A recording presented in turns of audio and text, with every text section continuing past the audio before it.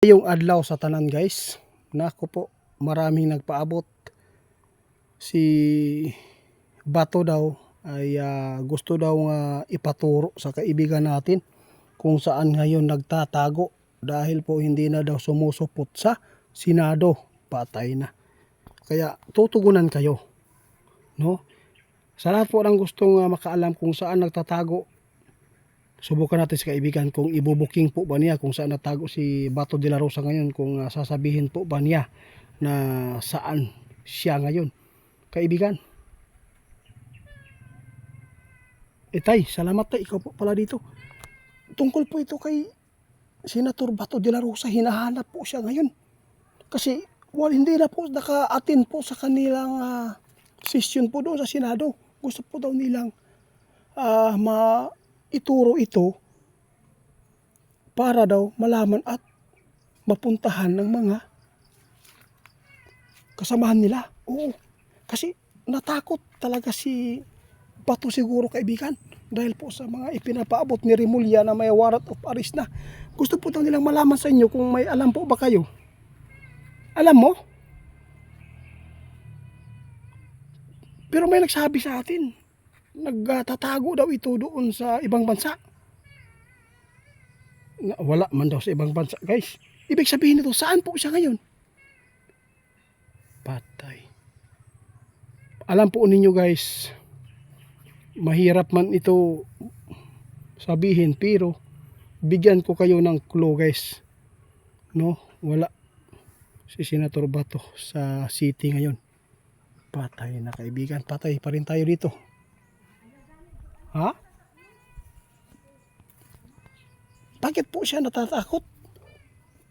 Oo nga, kasi grabe guys, no? Alam po ninyo, ito lang po ang aming masabi. Hindi po namin ituturo kung saan talaga. Pero nagbigay kami ng clue, wala po sa city po siya.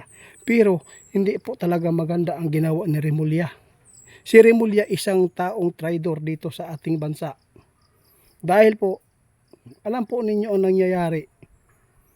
Napakaraming traidor para ilugmok at ipahamak yung mga tao na kilala po dito sa politiko. Dahil po gusto po nila, ang habol nila, sila po ang makapaglingkod dito sa ating bansa. Nais po nila ang kinin na po ang Pilipinas. Grabe, kaibigan.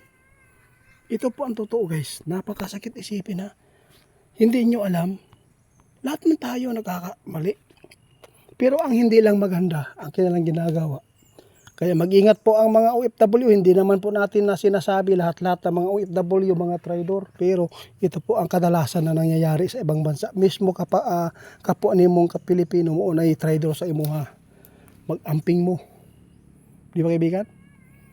Kawawa si Tatay Digong nga. Anong nangyari? Dahil sa kanilang katraidoran, doon nila ipinadala. Kasi ayaw po nila na dito. Dahil po pag dito maraming mga Pilipino ang papalag at pwedeng lumusob. Mahirapan na po ang mga tao ngayon, taong bayan, lumusob doon sa ICC kasi malayo, wala tayong pera dyan, pwede natin yan matawid hindi na yan pwede mabaktas, hindi pwede yan lakarin, di ba? Ito po yung mga taong tandaan natin. Si Remulla lang, trader talaga yan, at saka si John Beck, at saka si Ping Lacson, at saka si Kuan kisa ni Dilima, at saka si Tililing. Number 1 din yan, sila Soto at si Tulpo. Pinangalanan ko ito dahil po hindi maganda ang kanilang ginagawa sa kanilang kapwa ng mga Pilipino. Gusto nilang ipa-aris dahil takot sila. Alam naman po natin napakalakas po ang dating ng mga taga Mindanao sa pamamagitan po ng politiko ngayon na matataas po ang mga posisyon tulad po ng senador, presidente. Kaya ito po ang ginawa nila. Isa po itong pag-traidor, politiko po ito. Kaya nagawa po nila ngayon, tinakot na naman po si Bato.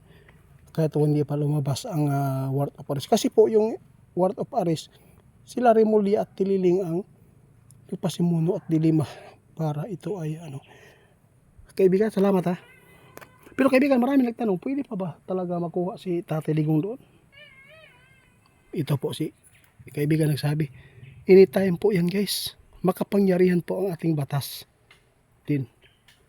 Kahit nandyan na si Tatay Digong sa ICC, pwede pa yan. Kaya pa yan kunin na ibalik dito.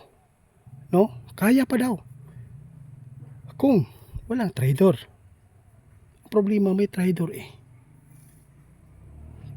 Sakit talaga. Oh, sa lahat na naghahanap kay Bato, hanapin po niyo sa bundok, hanapin po niyo sa lugar kung saan wala sa city para makita nyo. Bakit po ba kayo maghanap? Basta sa nagtatanong sa amin kung saan si Bato, nandoon lang sa mga area, sa mga lungsod, bukid-bukid. Pero karon og muingon mo nga nasa city, wala. Salamat kaibigan, at least nabigyan ko kayo ng clue. Salamat po ha.